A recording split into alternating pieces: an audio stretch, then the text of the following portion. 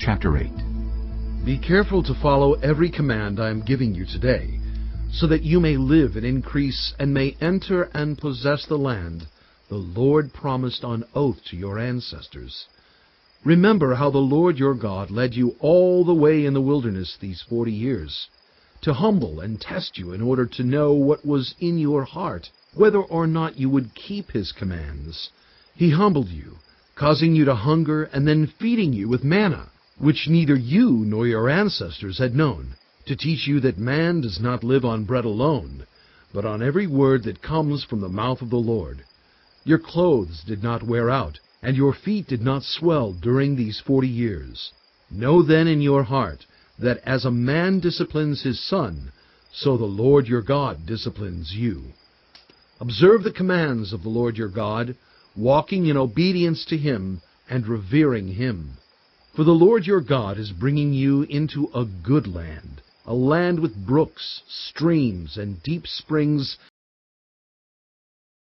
gushing out into the valleys and hills, a land with wheat and barley, vines and fig trees, pomegranates, olive oil and honey, a land where bread will not be scarce and you will lack nothing, a land where the rocks are iron and you can dig copper out of the hills. When you have eaten and are satisfied, praise the Lord your God for the good land he has given you. Be careful that you do not forget the Lord your God, failing to observe his commands, his laws and his decrees that I am giving you this day. Otherwise, when you eat and are satisfied, when you build fine houses and settle down, and when your herds and flocks grow large, and your silver and gold increase, and all you have is multiplied, then your heart will become proud, and you will forget the Lord your God, who brought you out of Egypt, out of the land of slavery. He led you through the vast and dreadful wilderness, that thirsty and waterless land with its venomous snakes and scorpions. He brought you water out of hard rock. He gave you manna to eat in the wilderness, something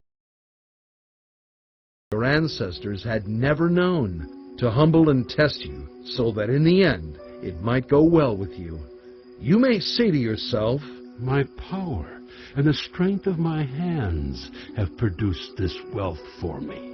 But remember the Lord your God, for it is he who gives you the ability to produce wealth, and so confirms his covenant, which he swore to your ancestors, as it is today. If you ever forget the Lord your God, and follow other gods, and worship and bow down to them, I testify against you today that you will surely be destroyed.